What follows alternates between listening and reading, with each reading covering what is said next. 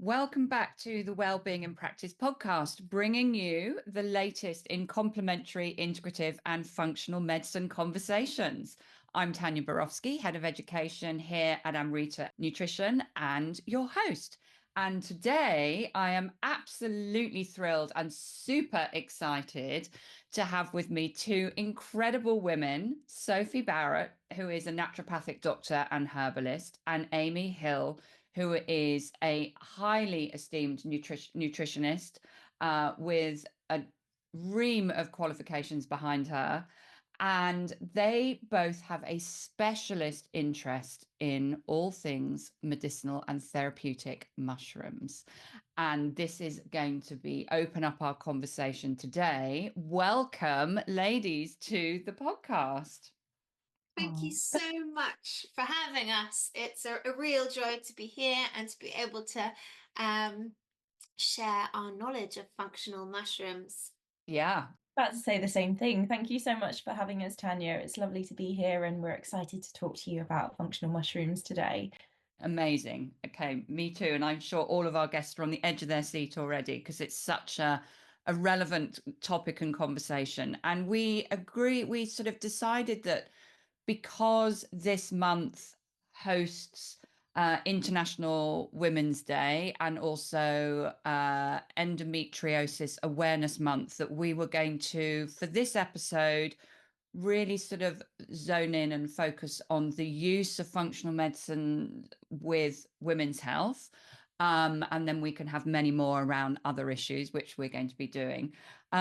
So, could I sort of open the dialogue to both of you and maybe actually, so if I go to Sophie first and then Amy, so that we don't talk over each other, maybe that's probably a good thing to do, into could you, Sophie, sort of give us some framework of your background and then what drew you to having this sort of specialist passion interest in working with functional mushrooms? Sure. I mean, I'll try and keep this short and sweet because it's quite a history. But Ah, I first started using functional mushrooms about 15 years ago. So this was actually when I was retraining to be a medical herbalist and a naturopath. So my first initial career was very high stress in the fashion industry for about the first 15, 20 years. And then I did a complete 180 and decided to follow my passion into preventative health and natural medicine. And I had quite a full-on health diagnosis in my early 30s, and I just started studying herbal medicine at CNM, the College of Naturopathic Medicine, and I was recommended to go see a herbalist in North London, and he put me on this excellent protocol alongside a herbal tincture. He said, take reishi, and these were reishi capsules. So this was my first experience of taking medicinal mushrooms, and I was so amazed at what this one mushroom could do for me in conjunction with these herbs. So he was really giving me the reishi to calm my anxiety, to improve my sleep, to help prepare for this major surgery. And then I completed my diploma in herbal medicine. I set up my own private practice, and I got invited into the fold at Hifas Da Terra to learn about many more functional mushrooms than I had learnt within my studies and put them into practice. amazing. What a beautiful story. And Amy, a personal reason or Yeah, so what was kind of both actually. So I went to university to study psychology, and I was ah, having panic attacks and really bad anxiety. So similar to Sophie, really.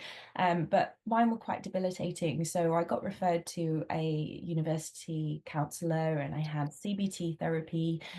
wow. It still persisted, and actually at the time I didn't realize that it was linked to my gut health because I was getting a diagnosis for ulcerative colitis, Oh, inflammatory bowel disease, which of course affects everything. You know, when your gut's mm, inflamed or damaged, it affects your mental health as well. So the main kind of thing that I was experiencing was this intense anxiety. And I actually tried lots of different supplements and got very interested in nutrition because I was actually told by my gastroenterologist that it didn't matter what I ate. And I knew that wasn't true. So, I went back to university. I studied public health nutrition as a master's degree. And the more that I learned about the gut and the gut microbiota, the more it became really apparent how much of an influence that has on our mental health. Yeah. And I went on to work in weight management and then went on to work for a probiotic company and actually became very versed in the gut microbiota and gut health. So I worked for a company that make Biocult probiotics for about 4 years, which I absolutely loved. But I got also very interested in mushrooms. I started trying to grow mushrooms at home, and I grew some lion's mane. I was fascinated by the immunomodulatory effect that they could have for autoimmune conditions. And when I came to work for Hifas Da Terra, and similar to Sophie, actually, when I first tried reishi, I was blown away. So the first mushroom product that I tried was Myco, and before, where things like CBD oil had helped with the anxiety a small amount, and it had helped with things like being able to fall asleep, because this was another thing that I had a struggle with, is actually being able to get to sleep. And I tried things like ashwagandha before. I tried rhodiola, but with the reishi extract, the concentrated reishi extract, it kicked in after about 4 weeks, and I just felt so much more balanced and so much So interesting. calmer. Like, there were situations that I knew would normally trigger me, and I felt like I could tackle them. And that was 3 years ago. So, I haven't had any anxiety since. I haven't had any panic attacks since. It's really changed my life, just being able to, go about my everyday life. And we take that for granted a lot of the time. But, when you're constantly suffering with generalized anxiety, like, you have no idea how debilitating it can be to everything that you do. So yeah, I fell in love with mushrooms, and Hifas Da Terra is such an inspiring company, and I love their ethos. So yeah, I was very proud to come and work for Hifas Da Terra and learn more about functional mushrooms as well. Such an engaging aspect from both of you, and from listening to both of what you've just said, there my immediate thought is, my goodness, there is such a place within universities and any environment of young adults for this information to be made much more mainstream, and to be able, I mean, I just never before, I don't feel that this younger generation of young adults are experiencing so many external factors of stress and being able and anxiety. And Yeah, even that's, exams, they're so yeah, stressful. The pressure that you get put under is unbelievable, and that was the main reason that I referred myself to the university counselor, to cope with that exam stress. But it actually became quite apparent that it wasn't just that level of anxiety. There was also something going on with my gut health. of course, which And actually, exacerbated, but it's so yeah, interconnected.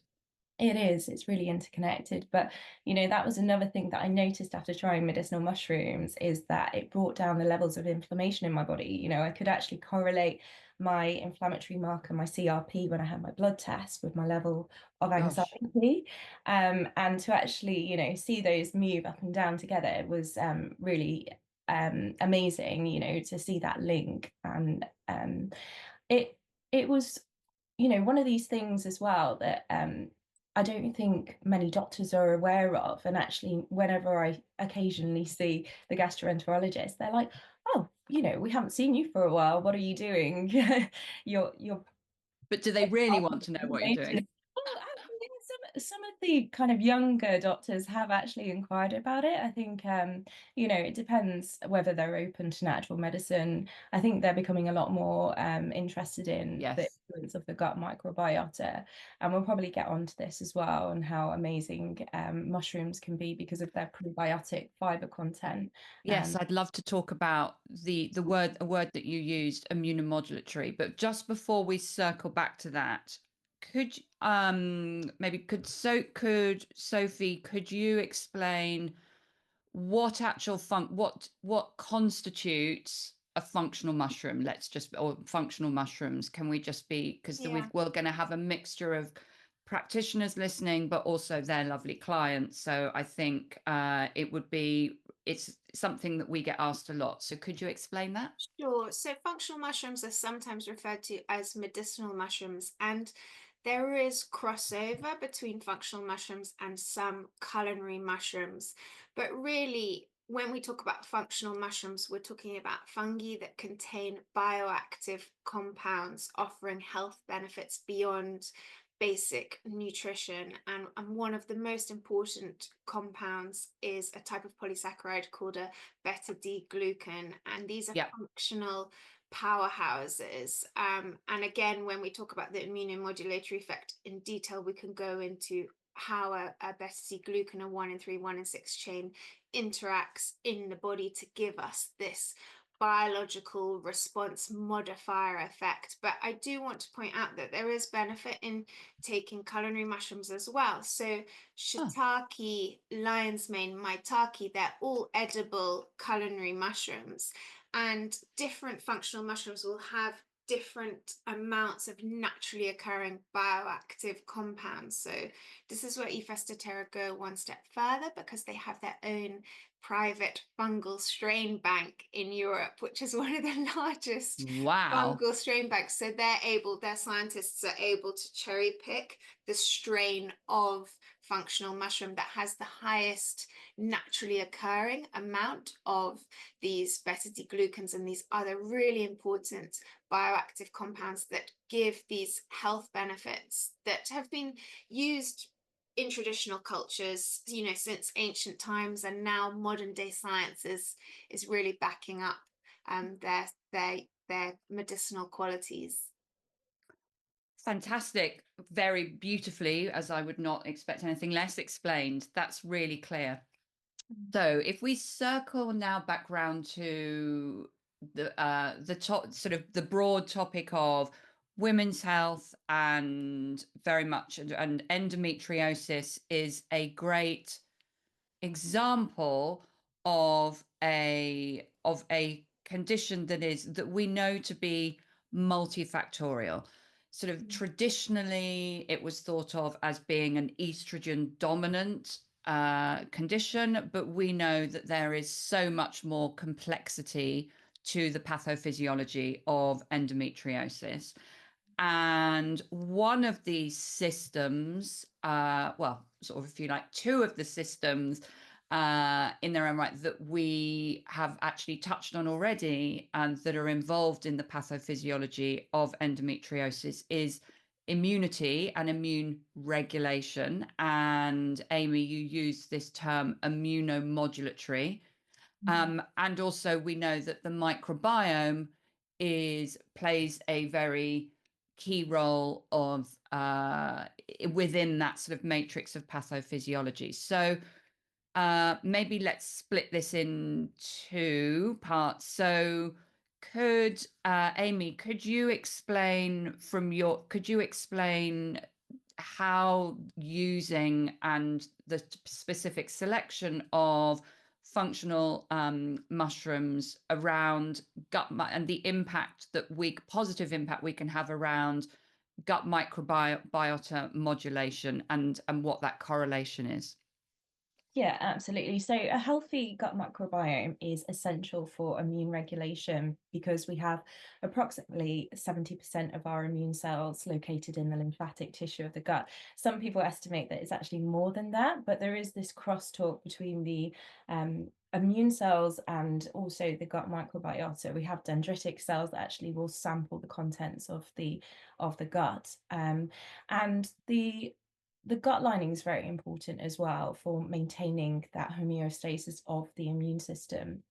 Because if it gets damaged and we get the passage of toxins from bad bacteria, such as lipopolysaccharides, that will actually create this pro-inflammatory response from the immune system because they are an endotoxin. And when we have, the translocation of things that shouldn't be passing from the gut into the bloodstream, the immune system will respond. And actually, mushrooms are really beneficial for their prebiotic properties. They've been shown Ah, to increase key probiotic species such as Bifidobacterium, Lactobacillus, and also even mucosal protective species like Akkermansia. So what Akkermansia does is it actually helps you maintain the mucosal lining of the gut by degrading it, but also then rebuilding it. So that mucosal barrier is actually really important to protecting the epithelial cells that will line the gut, because that barrier actually is quite easily damaged. It's only one cell thick. So with the mushrooms, we've seen actually that they not only have this prebiotic effect due to the fibers that they contain, such as the beta-glucans, the alpha-glucans, chitins, xylins, which obviously feed those beneficial gut probiotics, but they will also support with the production of short-chain fatty acids. So when the probiotic bacteria actually break down those fibers, they create as a byproduct short-chain fatty acids like butyrate, and that also has a powerful anti-inflammatory effect, and it also helps to support the repair of the gut lining as well. So that's really beneficial for keeping that lining nice and healthy.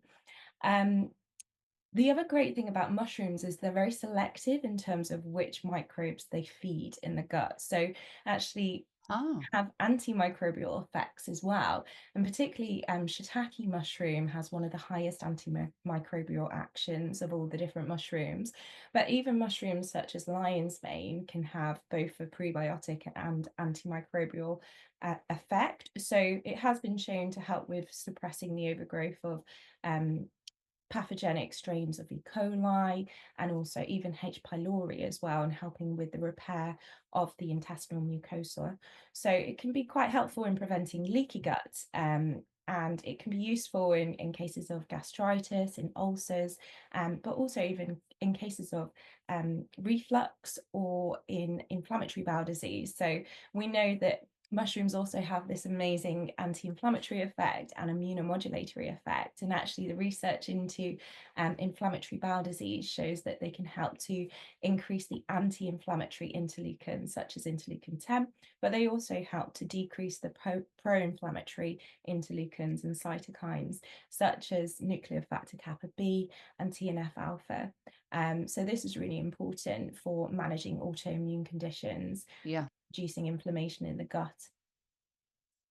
So, Wow. Okay. there's a lot of information. Yeah, I mean, I said you were a mine of information. You absolutely are. I mean, that is, yeah, that is sort of immunomodulatory 101 in a nutshell, courtesy of Amy Hill. Thank you and good night. Incredible. So, um, Sophie, in terms then of when we, and I hesitate over hormone balance, or No. I tend to use more hormone equilibrium, because the body is, Yeah. you know, is so dynamic. And I know you probably, I know you feel the same, that this sort of, Yeah. this umbrella term of, oh, if I just balance my hormones, all will be well. The body just doesn't, it's not as linear as that, is it? Yeah. But through your lens, Yeah.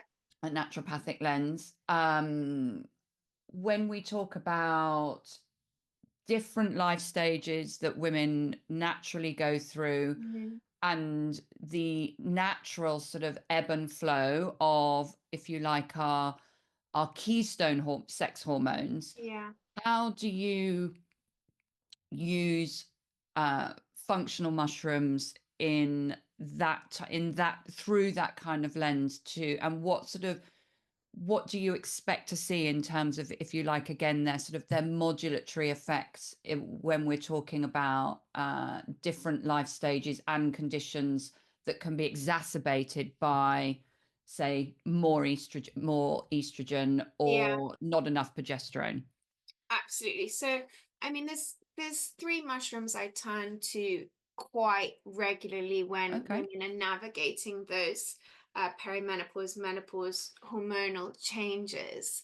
But just going back to endometriosis in Yes. particular, the mushroom that we at Hifas Da Terra would turn to for endometriosis is reishi or Organoderma lucidum, which is known as the queen of mushrooms and the mushroom of eternal youth and immortality, because it's so anti-inflammatory and it's so antioxidant, as Amy explained, and it has this immunomodulatory capacity. And we would use a concentrated extract of reishi because it might be helpful in down regulating estrogen levels and reducing inflammation and pain. So it also has this analgesic effect, which can be very useful with women going through endometriosis. And reishi can actually bind with estrogen receptors to balance estrogen levels in women, which, as we know, can be very helpful in estrogen dominant conditions such as endometriosis. So that's the mushroom we would turn to as our like number one for people going through endometriosis. If women are starting to go through perimenopause and into menopause, then we would quite often, alongside the reishi, add a mushroom called cordyceps for energy and vitality and stamina and endurance and libido. So really, that's what cordyceps is known for. It's very popular with men for libido enhancing qualities, but just as useful with women. But we wouldn't use cordyceps with endometriosis because of this potential to maybe increase estrogen. So cordyceps is very much for women who want the benefit of more energy, stamina, libido effects. And then, as Amy was talking about with the gut and the importance of the gut microbiome, we would turn to lion's mane again for this overall balancing effect. If there's any dysbiosis in the gut, it's going to help correct dysbiosis. It even has a antimicrobial effect against things like H. pylori, but it also has a mood boosting effect. So at Hifas, we have a capsule that contains all three of those mushrooms, reishi, cordyceps, and lion's mane, Hifas Equilibrium, to really help balance the individual, whether they're going through a lot of stress, a lot of they need emotional support. It's going to have all these lovely adaptogenic qualities. And I think, you know, offering emotional resilience, this is what these mushrooms can do in synergy, as well as having these, in some cases, hormone modulating effects.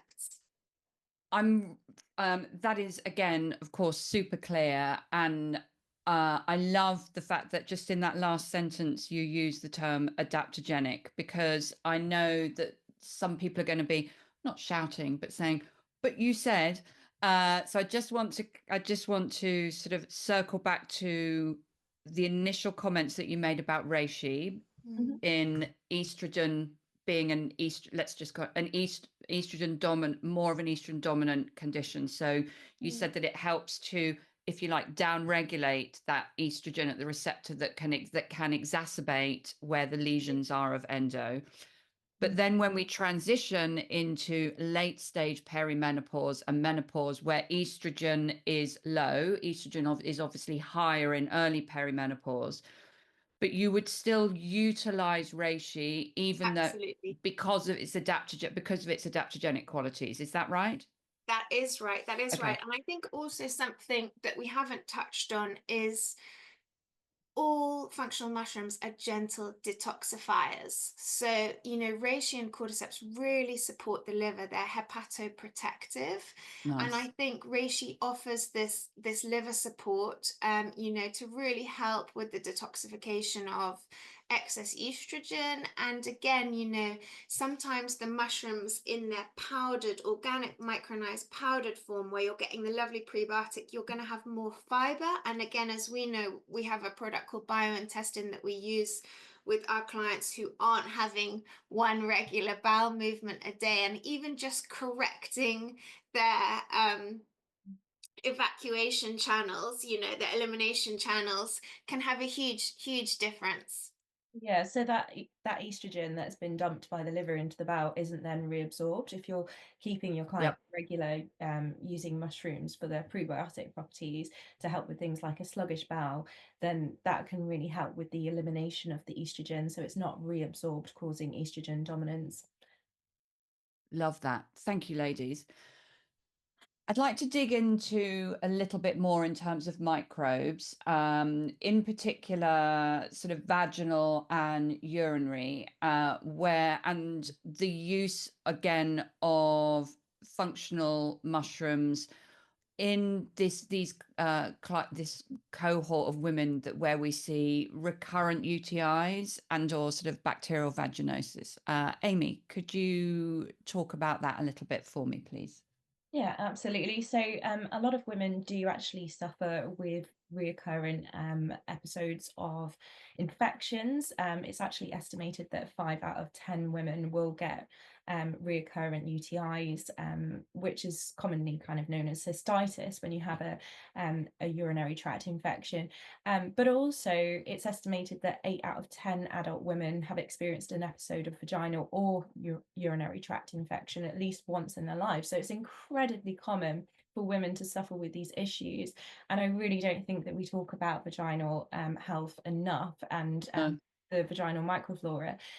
We are aware that actually there is this translocation of microbes across the perineum area from the back passage into the vagina, and that will influence the vaginal microflora and the balance. So when you do supplement with probiotic microbes in a supplement form, that can be useful to reseed the vaginal microflora. And actually the vagina microflora is mainly made up of lactobacillus strains. So for example, the most predominant strains in the vagina in a healthy vagina should be strains such as lactobacillus crispatus, lactobacillus rhamnosus, lactobacillus gasseri, and lactobacillus acidophilus. And actually these make the pH of the vagina actually more acidic, and that in itself will prevent any kind of overgrowth of pathogenic microbes or yeast such as candida, which can cause thrush. Again, that's so common in women. And actually, some of these microbes will create bacteriocidins, which have a direct antimicrobial effect.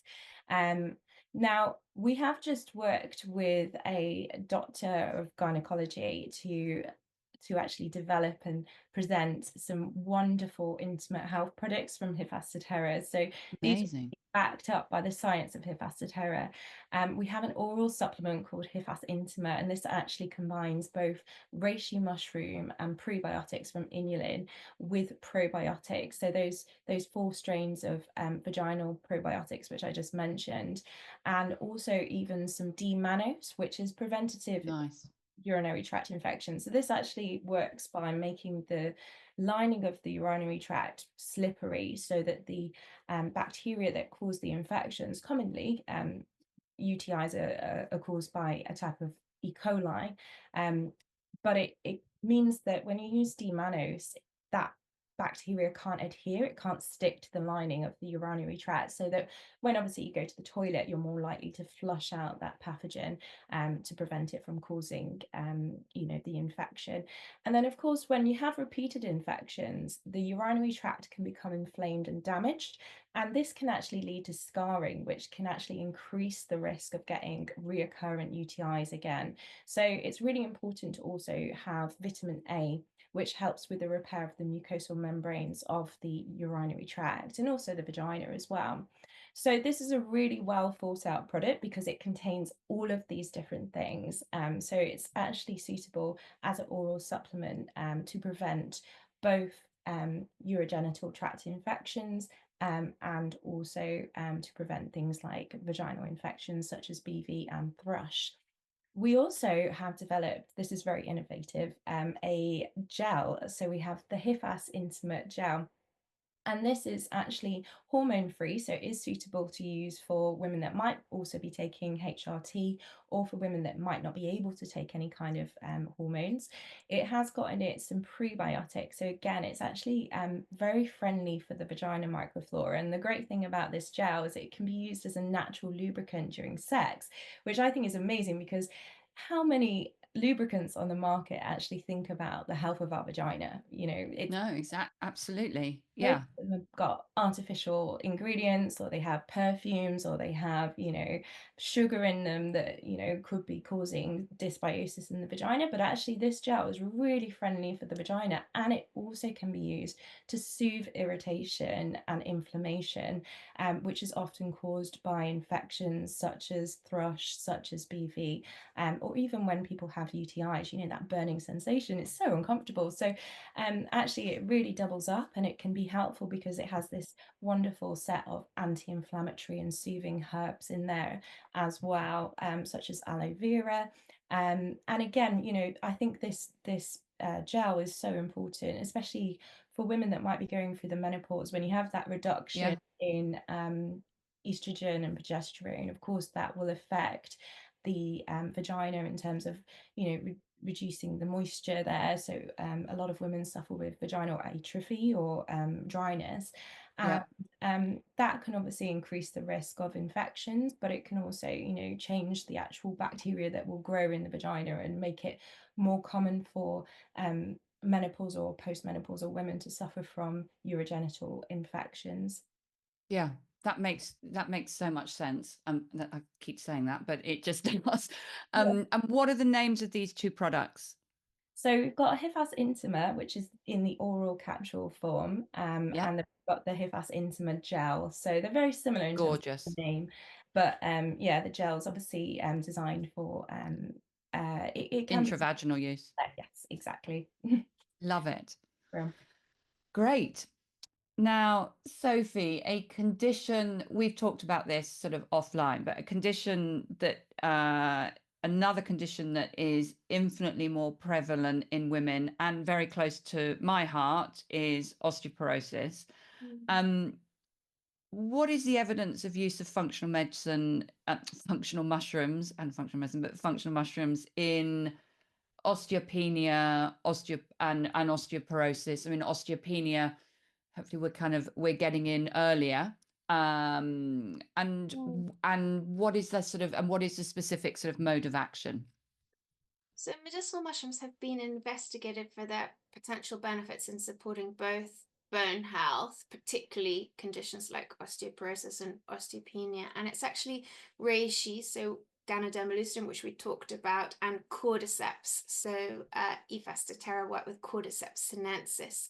In particular, they influence bone metabolism through various mechanisms, which we can talk you through, including modulation of bone formation, mineralization, and reabsorption processes. So the various mechanisms of action are inhibition of osteoclast activity, and there's studies from 2018 to show certain compounds found in these mushrooms can suppress osteoclast formation and activity, thereby reducing bone loss, which is incredible.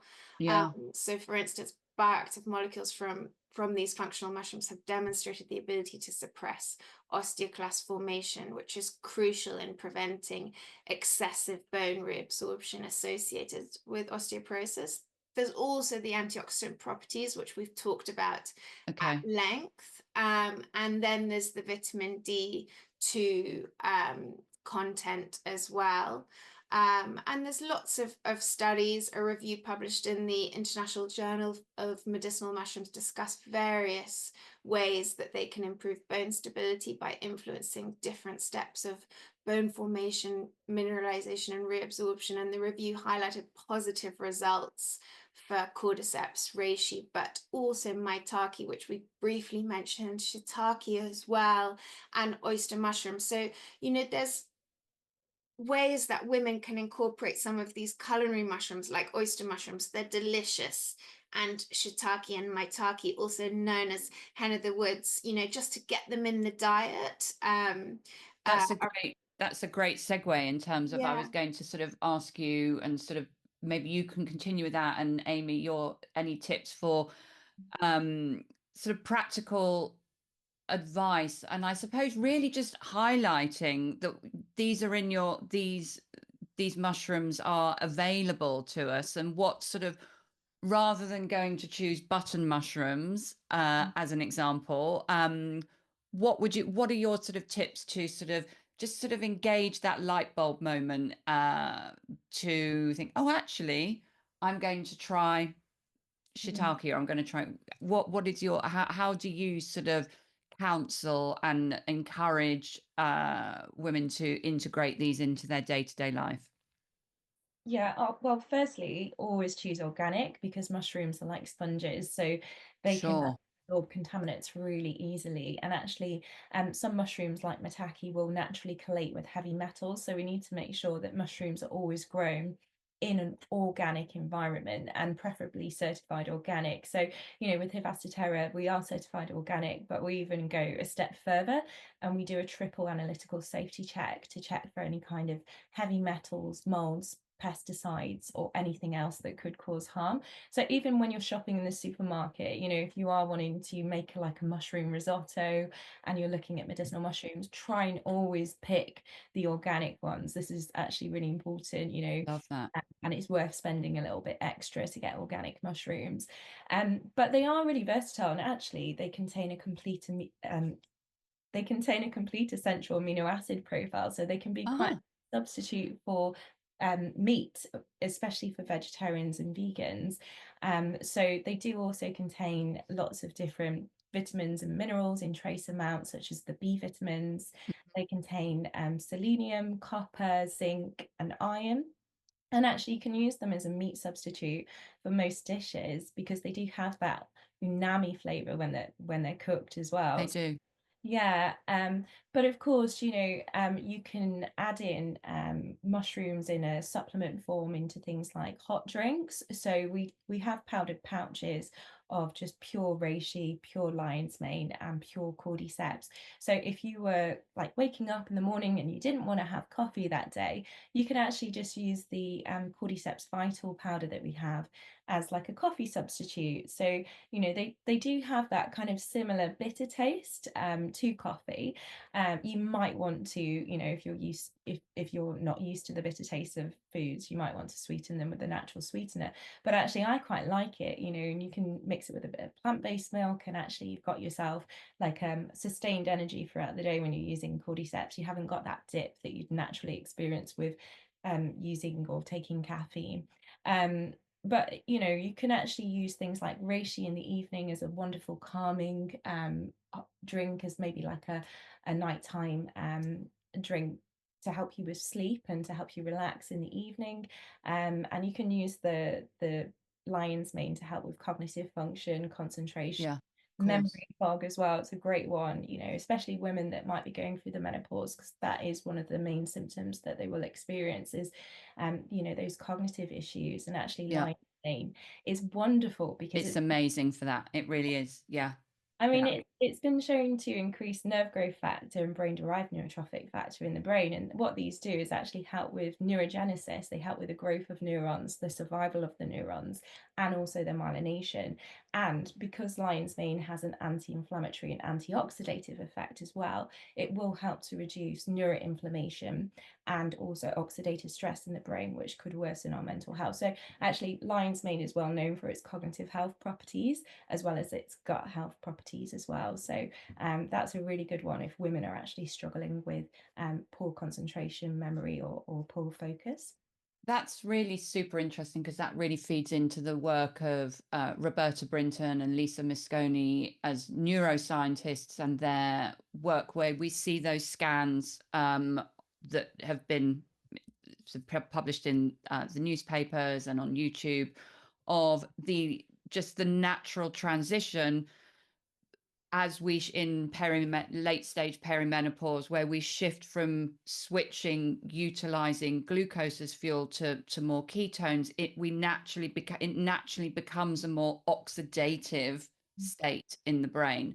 So therefore the use of these functional mushrooms to help myelination of nerves, and also encourage the stimulation of brain-derived neurotrophic factor for nerve regrowth or neuron regrowth is a really lovely sort of counterbalance to that natural very oxidative process that we're going through. So it's just helping to address that very inflammatory life stage at that point. Absolutely. And mushrooms are really high in antioxidants. So if you've heard of the ORAC scale, Yeah. you might be surprised to know that mushrooms actually top that scale. So chaga is the highest antioxidant edible food known to man. Wow. Followed by reishi, but also lion's mane and cordyceps are on that kind of top 10 as well. And they are so high in antioxidants that they actually help to reduce inflammation as well, because oxidative stress can cause chronic inflammation, Sure. and that can cause damage to healthy cells. So, they can really help to protect our cells against that kind of reactive oxygen species and cellular damage, which could be sort of contributing to the aging process. That's why mushrooms are also so great for longevity. But what's also really interesting is when we have hormonal changes during, for example, the menopause, because we have receptors for progesterone and estrogen, or estradiol actually, on our mast cells, it's quite common for women to also experience higher levels of inflammation and histamine, because when those hormones change, it can cause the mast cells to degranulate and to release their contents of histamine. And that's why women will often experience, higher levels of histamine reactions, and why also MCAS, or mast cell activation syndrome, is much more common in women than it is in men, because of this hormonal link. So, and I think that's another wonderful thing about the mushroom. So we have reishi mushroom and also another mushroom called Agaricus blazei, otherwise known as the sun mushroom, which have both been shown to help with preventing that histamine secretion from mast cells. But actually, reishi will double up because it does also help to balance estrogen levels in women. So that can also be helpful. Yeah, we really always refer to reishi as the multitasking mushroom because it's working so holistically in the body. And as Amy said, having a nighttime drink with reishi, if we're able to improve people's sleep, and Hifas Da Terra had a 2019 study on stress, anxiety, and sleep with myco and women were Wow. able to get 2 hours more sleep a night in that study, and their onset time of falling asleep was quicker and their anxiety drastically reduced. So that's why I like to go in with reishi first, to bring my clients into parasympathetic mode, to allow the body to heal and to correct their sleep, and then usually everything else falls into place. That's a beautiful way to sort of to round off this conversation for now. This is just the beginning of a beautiful partnership. That is, I mean, I'm gonna be all over this. This is just been such an insightful conversation. And before I let you go, obviously you represent Hifas Da Terra, which is I would just, could you sum up? There are so many products on the market, it can become so overwhelming to both practitioners and to clients. So what are your top tips of assurance, if you like, of selecting? How can you be sure that you're selecting a therapeutic brand that has, what is the stamp of approval or and safety and quality that you as leading practitioners really are asking your other practitioners to look for?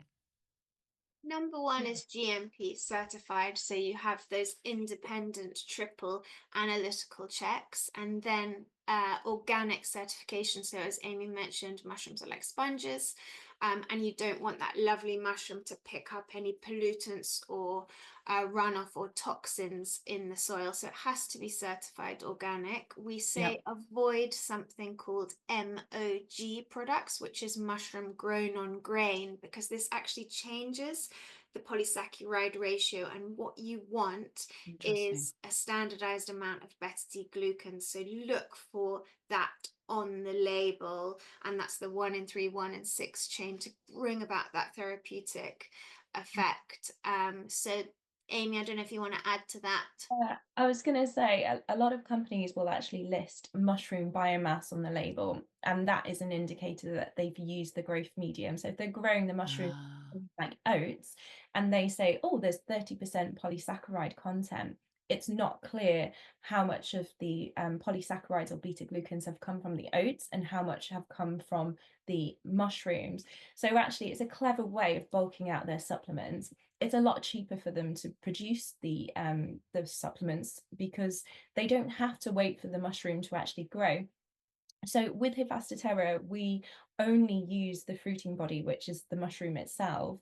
As Sophie said, we don't use the grain that the mushroom is grown from in the product. We're not bulking out our products with grain.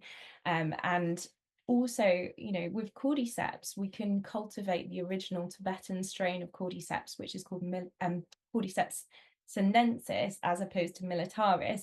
So the sinensis version of cordyceps actually grows in the wild from insects or caterpillars, but we can cultivate it by mimicking the natural growth environment of the Himalayas where it would grow to actually cultivate a grain-free version of the Cordyceps sinensis, which we grow from algae, so it keeps it nice and vegan.